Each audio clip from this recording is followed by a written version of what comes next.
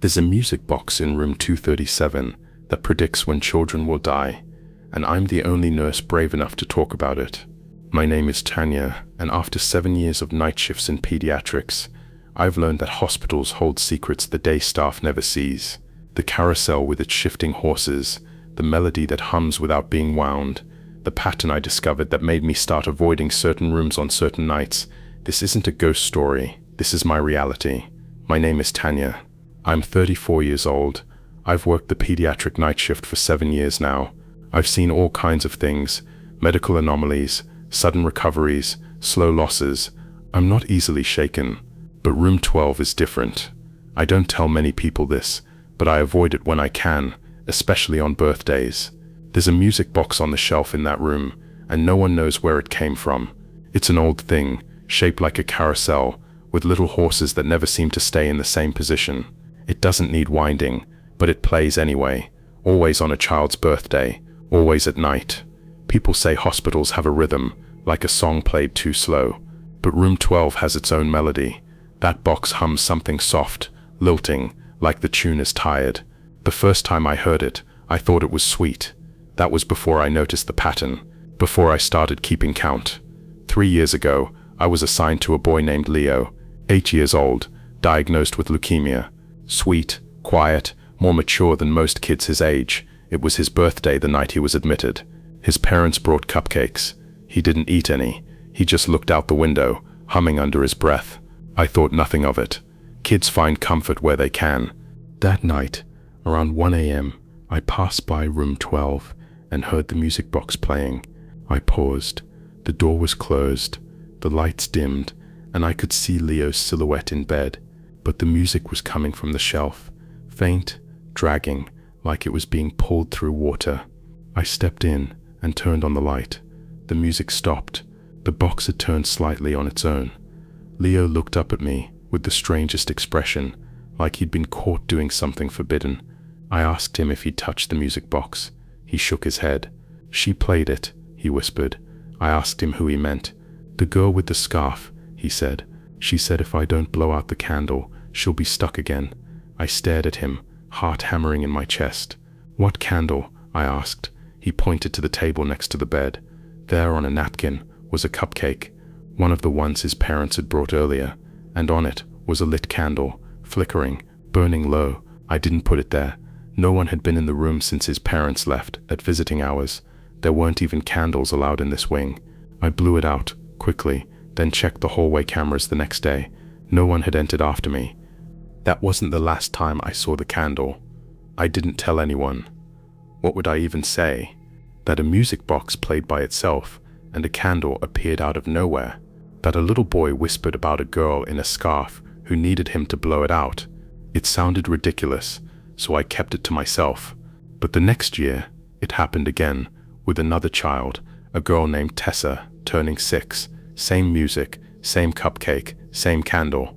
This time, I stayed in the room. Tessa had fallen asleep after her parents left. I sat in the corner chair, pretending to read charts. At exactly 12:47 a.m., the music box started to play. I didn't move, I just watched. The carousel turned slowly. The horses clicked into place, and there, on the table beside Tessa's bed, was a cupcake.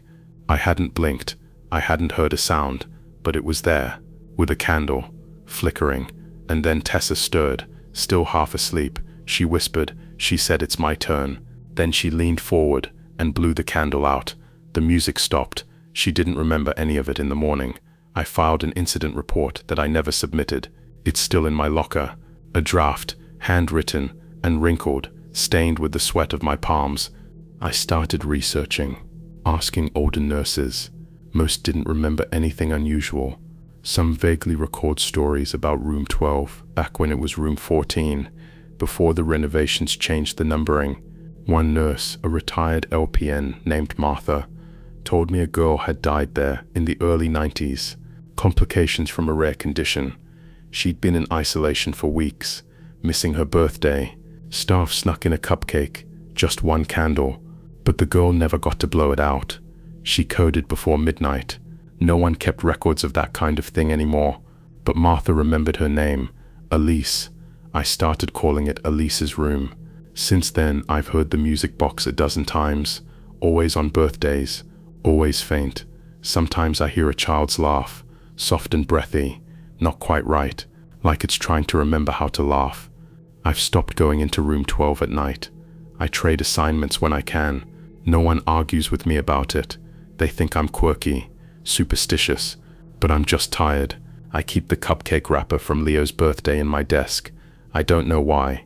I guess part of me needs to hold on to something real, something I can see, touch, prove. Because everything else, the candle, the music, the way the children whisper the same things in different voices, it all feels like a dream I haven't woken up from. Sometimes when I pass the room, I press my ear to the door. I swear I hear the music box sigh, like it's disappointed, like it's waiting. One night last winter, I was walking past and heard it again, faint and hollow, like a lullaby underwater. But the room was empty, no patients, the bed stripped, just the music, echoing softly from the corner. I opened the door. The box wasn't there. I checked with staff. No one had moved it. No one had even seen it in weeks. Now I think it moves on its own. Some nights I think about bringing a cupcake into that room, lighting a candle, waiting to see what happens. Maybe if someone finally listens, Elise will stop playing that music. Maybe she just wants her wish. But I never do it. I'm scared. Not of her, but of what happens if she finally blows it out. Some children leave behind more than toys. They leave behind patterns, rituals, needs that echo even after they're gone. And sometimes the only way they can be heard is on their birthday, when someone remembers, even if it's only for a moment, that they were once here, that they mattered. I pass room 12 every night now. I don't go in, but sometimes I pause, and when the hallway is still and the air is just right, I hear it, that soft, broken tune, still waiting to be finished. There's a strange kind of silence in rooms meant for joy, like a song that forgot its melody. Playroom B was once the heart of birthday celebrations at the pediatric wing. Now it's quiet. The streamers are still there, faded and drooping, and the bins of toys sit untouched in their corners. But every so often, I swear the room remembers what it was made for, and I think something else remembers too. I'm Drew, 41, pediatric nurse. I used to work in oncology before it got too heavy. Too many birthdays that ended with no cake, no candles, no one left to blow them out. Now I drift wherever they need me. Some nights I walk the halls just to stay awake, and sometimes when the halls are too still, I find myself drawn to Playroom B. It's a wide, echoey space on the far end of the old wing, just past the vending machines no one uses anymore. The light in there is always a little dimmer than the rest of the floor, like the bulbs are tired. It started 2 years ago, the first time I noticed the chair. We don't use Playroom B anymore, not since they built the new family lounge. But on a birthday night, the door will be cracked open, just enough to catch your eye, and there it is, the small wooden chair in the center of the room, pulled slightly away from the circle of others, angled like it's waiting for someone. The first time, I thought maybe someone had wandered in, maybe a child looking for toys. I walked in, straightened the chair, turned off the lights, locked the door. But the next night, it was open again. The chair back in the same spot. A single pink cupcake wrapper crumpled under the leg. I didn't mention it for a while. It felt silly. Playrooms get messy. Doors don't always shut right. But it kept happening. Only on birthdays. Never random nights. And always the same chair. Then came the photo. It was early spring.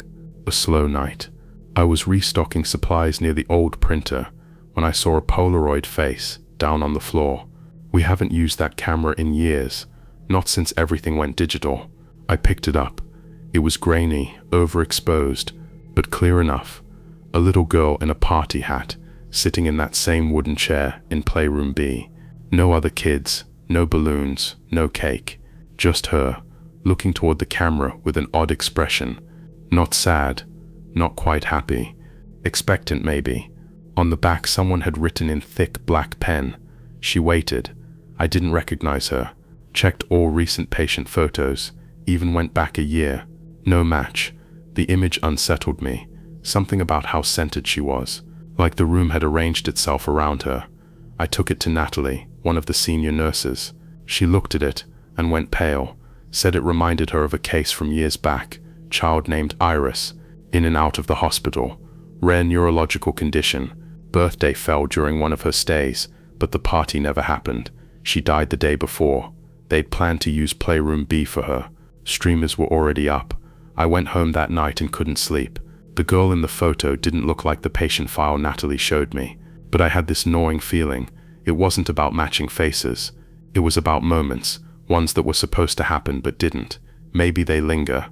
After that, I started checking playroom B on every birthday. I didn't tell anyone, just unlocked the door, peeked in. The chair was always there, slightly turned, like someone had just stood up or was about to sit down. Sometimes there were more wrappers, sometimes confetti. Then came the sound. It was late, nearly 3 a.m. I'd just finished rounds and was heading to the break room when I heard a soft clap, just once, then another. Light, small, like tiny hands, politely applauding. It came from the direction of playroom B. I froze, waited. Nothing else followed. When I reached the room, the door was open wider than usual. The lights were on, but no one inside. The chair in the center angled toward the wall, and on the floor, a birthday crown, the cheap paper kind, with elastic string, flattened like someone had stepped on it. I stayed there a while, didn't touch anything, just stood in the doorway, feeling something heavy and invisible watching me. That was the night I stopped going in. From then on, I only looked from the hall. The lights turn on by themselves sometimes. Motion sensors, they say, but nothing moves. Once, I left a clipboard just inside the door as a test. When I came back, it was on the chair, as if placed gently. I talked to a tech who used to do maintenance in that wing. He said the room always had electrical quirks, that sometimes the thermostat would spike on certain nights, always in March and July, when the biggest parties used to happen. He said once, years ago, he came in to replace a light fixture and found the entire room rearranged, all chairs in a circle, one cupcake unwrapped in the middle. No one admitted doing it. The nurses talk in whispers about the room now. They joke mostly, call the empty chair the birthday girl's seat, but they don't laugh when they pass it. I don't know what it is, a memory playing itself over, a spirit waiting for something that never came. Maybe it's just the weight of forgotten joy, curdled into something colder. But I know this, it's not malicious, it's not angry, it's lonely. I think about the girl in the photo, often, how she looked right at the camera, like she knew someone would find it later, like the picture wasn't meant to capture her, but to deliver a message. I waited. I still have the photo, taped to the back of my locker. Some nights, when I feel too numb, I look at it, remind myself that some moments matter, even when they're missed. Last week, a new nurse asked me why playroom B was always locked. I told her it wasn't used anymore, that the lights were faulty, that it was a storage room now. All true enough. I didn't mention the chair, or the soft clapping, or the time I found my own name written on a napkin taped under the seat. I don't work birthdays anymore. I trade shifts, avoid the calendar, but I still pass that hallway, still glance through the little window. And sometimes, when the light is right and the air feels just a bit too still, I see it, the chair, slightly turned, waiting, not empty, not anymore. Stairwells are meant for movement. They're transitional spaces, never destinations. But when one goes unused for too long, it becomes something else entirely. The air goes stale, the walls seem closer, and the echoes stop bouncing back.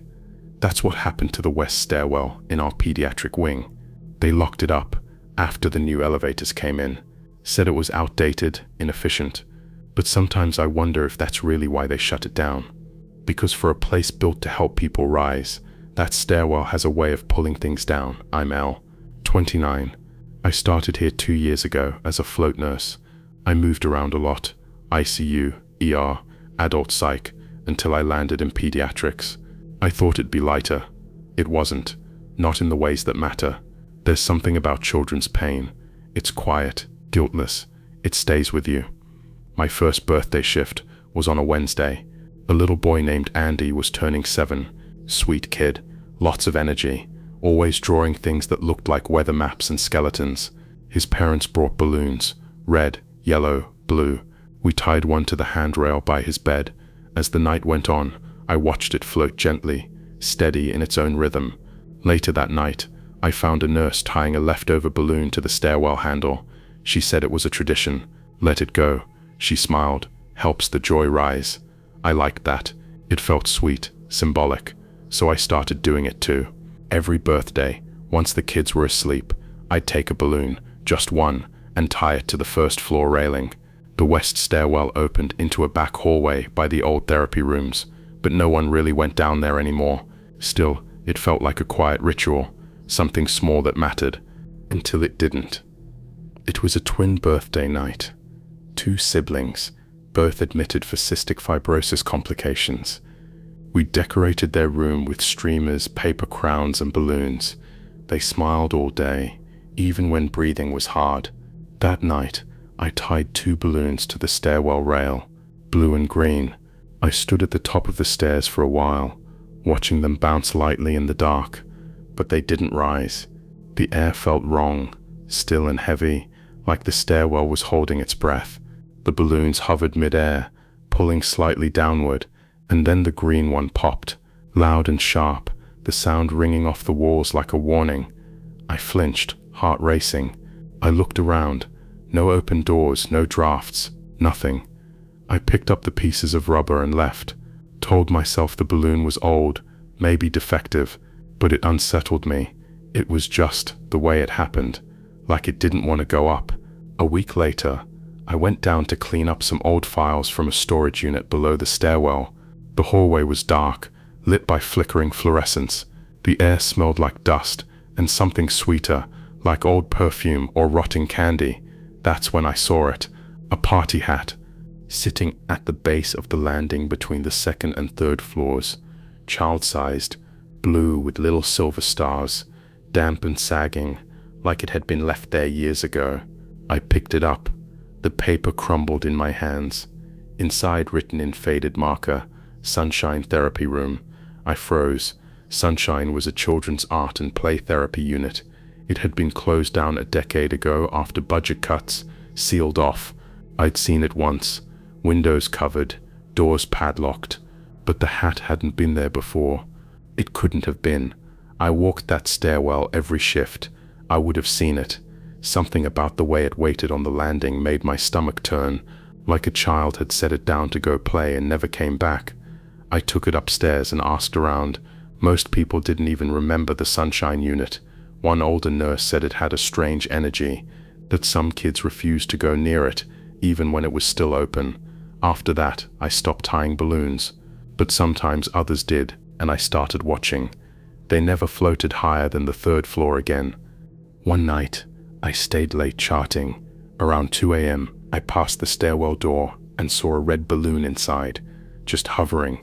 I stared at it for a long time. Then I noticed something else. The string moved. Not from a breeze. It tugged, sharply, like someone had yanked it. Then again, harder. The knot scraped against the railing. I backed away, heart thudding. I didn't go in, but I started hearing things. Not voices. Not at first. Just soft shuffling. Then a giggle. Too slow, too echoey, like a tape played back wrong. I asked security to check the cameras. They said there were no feeds down there. Never had been. The stairwell had no coverage. No one ever asked why. I began dreaming of balloons, floating in blackness, tangled strings, small hands reaching for them, but never grabbing hold. I wanted to stop thinking about it, so I avoided the stairwell altogether, but it had a way of pulling you back. 2 months ago, I found a child's drawing slipped under the nurse's lounge door. It was crayon on printer paper, a balloon tied to a staircase, a stick figure standing on the landing, the words scribbled below. She let go. There was no name, no room number, no patient matched the handwriting. I burned it in the staff kitchen sink. Last week, a newer nurse tied a yellow balloon for a kid named Lily. She was turning 5, recovering well, smiling more. I didn't say anything. Who was I to stop someone else's kindness? At 1:14 a.m., a code blue rang out. Lily had gone into sudden cardiac arrest. No explanation, no warning signs. She survived, barely, but something changed in her. She stopped speaking. She draws staircases now, with balloons. Some joys don't rise, they sink. I think the stairwell remembers the children who passed through the sunshine unit. I think their birthdays came and went without celebration.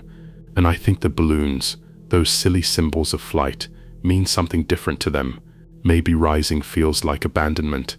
Maybe falling is the only thing they know. I don't use the west stairwell anymore.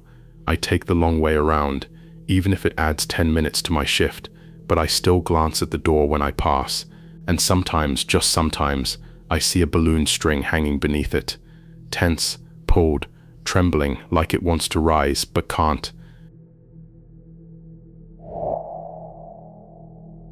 There's a certain smell to old paper, dusty, dry, and a little like something once alive. The nurse's filing room doesn't see much use anymore, not since the hospital digitized everything, but we still keep a few things in there. Paperwork no one wants to scan, emergency backups, little forgotten folders that have grown brittle and yellowed with time. I like it in there. It's quiet, predictable, or at least it used to be. My name's Carlos. I'm 52. Been working pediatric records for almost 20 years now. Night shift mostly by choice. I don't mind the dark or the quiet. People think I just push papers, but I've read more in these files than anyone imagines. I know the names of kids who never made it out. I remember birthdays, even if no one else does. There's something sacred in preserving those details, a kind of invisible duty. That's why Drawer 9 got my attention. It was about a year ago, just after the winter holidays. I was restocking some folders in the back corner of the filing room when I noticed it. Drawer 9, halfway open. It's one of the older steel cabinets, stiff with rust, always sticking at the corners. I didn't remember opening it. It had always been jammed shut. I'd even tried to force it a few times, but it never budged. Yet there it was, open just enough to slip a hand inside. I pulled it gently, and it slid open like it had been oiled. Inside was a single folder, thin and unlabeled. I took it out. The paper inside was yellowed, typed on a real typewriter, not printed. It was titled, Birthday Children. No signatures, no dates, just a list.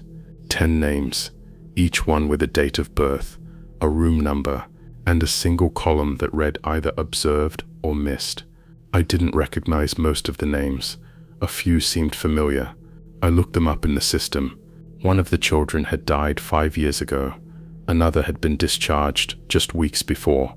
I called the floor nurse that night, said I was confirming some insurance info. She told me the child had been in room 302. The file said 302. I didn't sleep well that day. Next shift, I checked the drawer again. It was shut, stuck, like before. I tried to pull it, nothing. But when I came back 2 nights later, it was open again. Same folder, more names now, 15 total. Still the same columns, still no explanation. I began copying the names, keeping my own list. I didn't tell anyone. How do you even bring something like that up? Hey, I found a haunted file in the back room. It tells me when kids are about to be admitted. No thanks, I kept quiet. I just started watching. The next child on the list was named Avery. Her birth date was that week. I checked the floor assignment chart. Nothing. She wasn't scheduled. I thought maybe the file had finally glitched, that I'd let my imagination get ahead of me. But then that night, Avery was admitted through emergency, severe allergic reaction. She was placed in room 21. The file said 21. That was the moment I knew something was wrong. I started checking drawer 9 at the start of every shift. Not every night brought new names, but when it did, someone always arrived. Sometimes right on time, sometimes early. One child, Nathaniel, was listed for room 304, but the chart had him scheduled in 301. I chalked it up to coincidence, until 301 had an emergency plumbing issue that night, and they moved him to 304. The file always got it right, but that's not what scared me. What scared me was when I noticed the third column starting to change. The words observed or missed became something else. Replaced, delayed, undone. I didn't understand what that meant. I still don't. But something about those words felt heavy, like they weren't meant for me to see, like they weren't part of any medical file. One night, I brought the folder to the head nurse. I didn't show her the contents, just said I found some old paperwork that might need shredding. She flipped it open and frowned. "There's nothing in here, Carlos," she said. I looked down. The pages were blank. No names, no columns, just empty, slightly wrinkled sheets. I took it back, trying to hide the shaking in my hands, returned it to drawer 9, closed it, waited 5 minutes. When I opened it again, the names were back, in order, typed in clean lines. A new one had appeared, Julian H. DOB, 02-117, room TBA, status, waiting. That was the moment I stopped trying to make sense of it. The drawer knew when I looked, knew when I doubted. I kept my copy hidden in a locked drawer in my desk, and when the night was slow, I'd open it, compare it to the file. The names always matched, even when I didn't want them to. Then, something changed. I started seeing confetti in the filing room. At first I thought it had come from the nurse's station, leftover decorations maybe, but it wasn't the same kind. It was older, fragile, faded pinks and yellows. Some of it stuck under the drawer's metal runners. One night I found a deflated balloon under my desk. No one had been in the room for hours. It had a string with a small paper tag attached, written on it, in that same typewriter font, Birthday Child, JS. That wasn't a name in the system. Not yet. I thought about burning the folder. I even brought a lighter once, tucked into my coat pocket. But when I opened the drawer that night, the folder was gone. In its place was a single sheet of paper with my name on it. Carlos M. DOB, 08. Status, witness. Room, blank. I haven't seen the folder since. Now I keep the drawer locked. I jammed a pen into the track and sealed it with tape. The next night, it was open again, but the folder wasn't there. Just the same old smell of paper and something else, sweet, almost like birthday cake gone bad. Sometimes I still find things. Confetti in my bag, a typed note in my pocket I didn't put there. Once I opened a chart on the computer, and for a split second, the screen filled with names I didn't recognize, children, dates, rooms. Then it blinked and was gone. I don't think the drawer wants me to stop. I think it wants me to keep remembering, to keep seeing. But I'm tired. The last name I copied from the file was from 2 months ago, a girl named Eliza. She never made it. The file had said missed, no explanation. She coded before her birthday. Sometimes I wonder if I could have changed that, if I'd told someone, warned someone, but who would believe me? Now when birthdays come, I stay in my office. I don't check the files. I don't go near drawer 9, but I still hear it, sometimes. The soft metal squeak as it slides open, the whisper of paper shifting inside, the sound of something being written when no one's holding a pen. Some things aren't meant to be filed, some memories refuse to fade, and some children, especially the ones forgotten, still want their names read aloud. There are rooms in every hospital that seem to breathe differently, quiet corners that hold their breath even when everything else exhales. The isolation room at the end of our pediatric wing is one of those. Its walls feel thicker, its silence heavier. Most of the time it stays empty now. We've updated protocols, moved most critical care upstairs, but we keep it around, just in case. I'm Mira. I'm 37. I've been a pediatric nurse since I was 23. I used to believe everything could be fixed if you caught it early enough, but not everything wants to be fixed.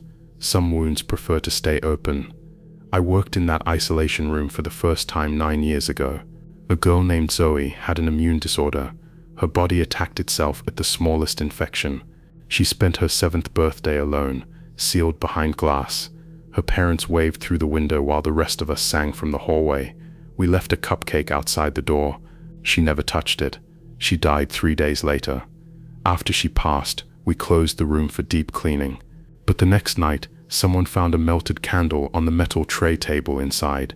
No wick, just the wax. No one could explain how it got there. Since then, I've avoided the isolation room when I can, but sometimes on a birthday night, the door will creak open on its own, not wide, just enough, like it's asking. It happened again last month. It was a Friday, just before midnight. The wing was quiet. I was doing rounds when I passed the isolation room and saw it, the door slightly ajar, the overhead light off, but inside, just visible through the glass, a small orange glow flickering. I unlocked the door, heart tight in my chest. There was no one inside, but on the tray table, just like before, sat a cupcake, perfectly scented. A single candle burned on top. No scent, no smoke, no warmth from the wax. But the flame was real. I could see it dance. I stepped back. The monitors in the room were off, but the heart rate line blinked for just a moment. A soft beep, then nothing, like a memory had passed through. I turned and left. I told myself it was a prank, maybe one of the night staff, pulling a joke, but it didn't feel like that. It felt rehearsed, like the room had been waiting. After that night, I started noticing the pattern. On certain birthdays, only when the child couldn't celebrate, or had been moved to another wing unexpectedly, the isolation room would open, the light would be off, and there without fail, and candle would flicker, never fresh wax, always melted like it had burned for hours before I found it. The children never mentioned it, but the monitors did. One night, we had a patient, Liam, age 9, recovering from a seizure disorder. His birthday came and went while he slept off a rough dose of medication. He never even woke for the cupcake. That night, the isolation room glowed. The next morning, his monitor recorded a 30-second spike around 3:04 a.m., a second heart rhythm, faint, overlapping his own. When I asked the techs, they couldn't explain it. They thought it was interference. I don't think it was. The worst of it came when I stopped acknowledging the room. I'd walk past, even when the door was open, pretend I didn't see the flicker, but it got louder, not in noise, just in presence. The light would grow brighter. The flame would reach a little higher. I once found melted wax smeared on the outside of the glass, shaped like a child's handprint. I started having dreams of the room glowing from the inside, hundreds of candles lighting the floor in circles, and a voice, small, hoarse, whispering, "Just blow it out." I'd wake with the smell of burnt sugar in my nose. I finally broke down and checked the old logs, maintenance, admission records. A name kept appearing, Evelyn J. She was a patient 15 years ago, admitted for complications following a bone marrow transplant, immunocompromised. She died 2 days before her 8th birthday in the isolation room. Her chart noted emotional instability, night terrors, a fixation on her birthday. She told her nurse weeks before she passed, "If I don't get to blow out my candle, I'll keep waiting forever." That's what stuck with me, not the symptoms, not the treatment notes, just that sentence. I don't know what she became. A presence, a memory, a wish still forming, but I know she's still there. She waits in silence, not out of anger, out of longing. So now I keep matches in my locker, and once in a while, when a child's birthday goes unnoticed, when a room is left dark or a cupcake is forgotten, I go into the isolation room, I light a candle, and I wait. It doesn't always flicker. Sometimes nothing happens, but sometimes, just as the flame steadies, I feel the air shift, not colder, not warmer, just aware, and I blow it out. For her, for Zoe, for all the birthdays that never got to happen. I don't know if it helps, I don't know if it ends anything, but the handprint stopped, and the wax no longer appears on the glass. We all want to be remembered on the day we were born. It's the one day the world was better for having us, even if only for a moment. I think the children who pass through this place carry that need with them, even after the breath leaves their bodies. Sometimes, the smallest things, a flicker, a flame, a quiet room, hold the heaviest memories. And the candlelight in the isolation room, it's not just fire, Its grief paused mid-breath. It's a child, still waiting, and I won't let her wait alone.